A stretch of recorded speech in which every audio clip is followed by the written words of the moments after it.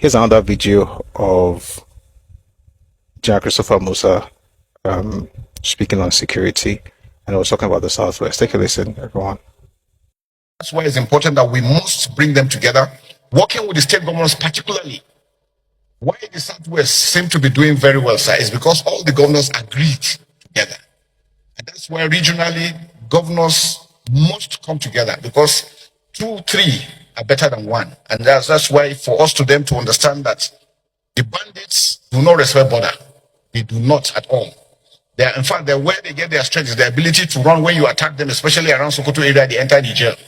And once they get to Niger, you can't touch them until they come back in. And that's why I said it's important that for the multinational joint task force in Gemena, we need to also build up their capacity to hold up down towards the border with Mali and Burkina Faso, because we're beginning to have those, and that's why we're having those incursions into Kwara, coming down southwest, and we must stop them not to get further than that. I think action has already been done and put in place. It is for us to harmonize all this, firstly to ensure that all the MDS know they have a role to play. And so one important aspect is our legal system that we need to look at. Most of our laws look obsolete, and because sometimes justice is delayed, then it becomes a problem. Because once punishment is meted immediately and action is done, it serves as deterrence to others. And that's why I think critical that we must be. And so I mentioned that all the MDS need to do the legal service, the correctional service, the civil defense. All mining activities have to be monitored properly, because that's another source of funding.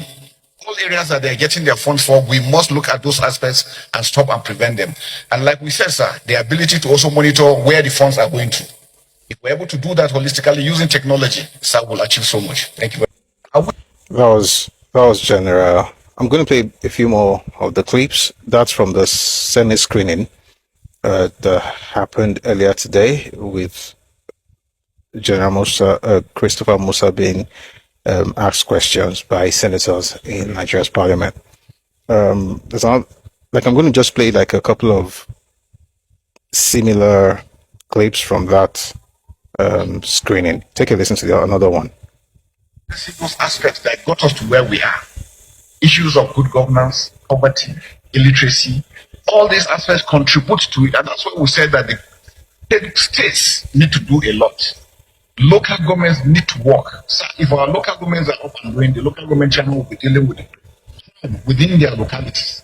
And it will ease up these aspects. We need to have the police. We need to have the correctional system, and especially our legal system. But if the legal system is not proactive, and most of these crimes, especially terrorism, that is Saudi Arabia and Middle East countries, anything on terrorism, nobody looks at it.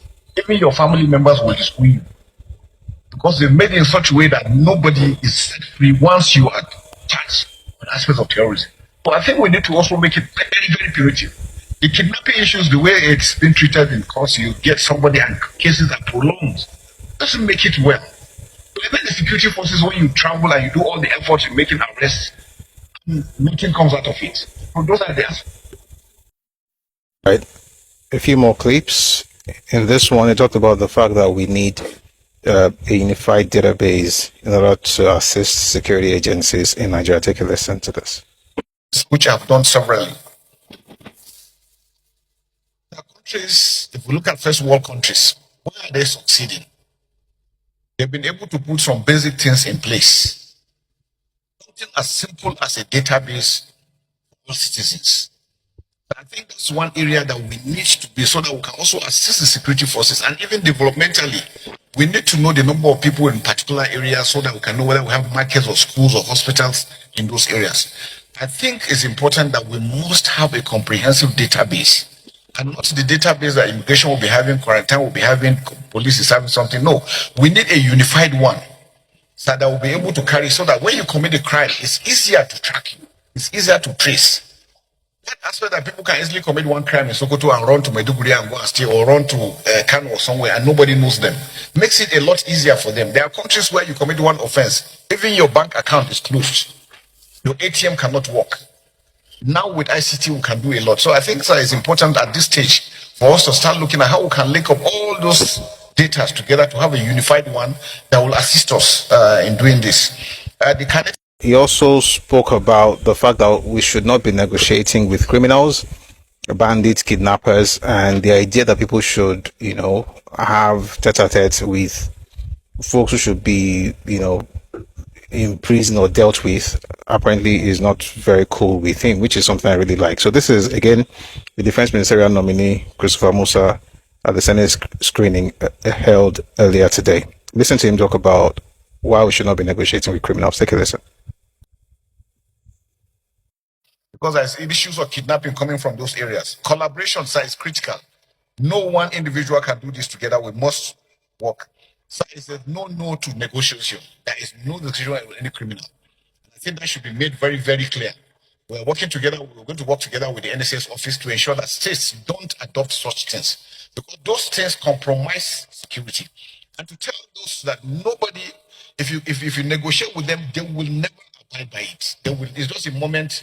When they do that, they want to buy time to buy more arms, and then they were going to come. And we have seen it repeatedly. There are even localities that have done that. They still come after them. So, sir, it's a total ban on that, total ban on illegal mining, and all those other aspects that are bringing these things together. So, I think we must be able to do that. I think we should hear just one more thing from him before we go to the Senate President, Godswill Akpabio. But for me, I think this is saying he's saying everything. He's saying everything he's saying is right. I think I should put it that way. Everything he's saying makes sense. And here he is talking about pledging to serve Nigeria to the best of his ability. Take a listen.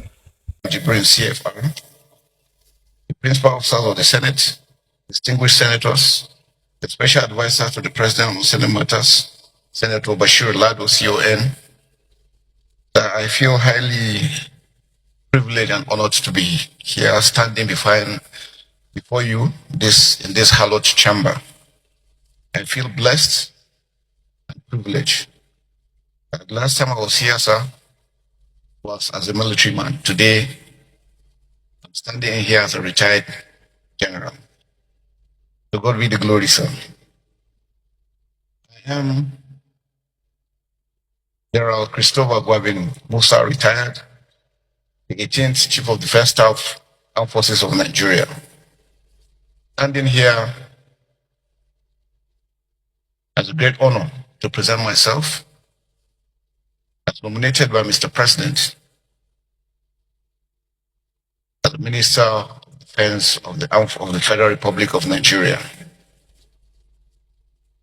I was born, sir, 25th December 1967 in Sokoto. I spent my formative years in Sokoto before I went to the Nigerian Defense Academy as a member of the 38 regular course. I was commissioned in 1991 into the Infantry Corps, and I've been there all through my career. I've had the privilege of serving my country.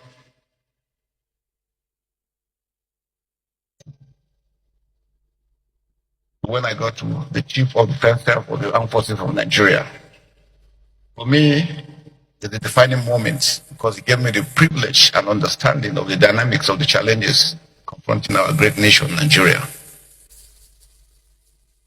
And standing here, I'm pledged to give my best in ensuring that Nigeria is secured and safe. But we cannot do it alone. Nobody, no single individual can do it. No single parastatal can do it. We need the support of everyone, every Nigerian and everyone living in Nigeria, working together as a team, because it's going to be a teamwork. The enemies we are dealing with are evil forces that don't mean this country well. And they have no respect for human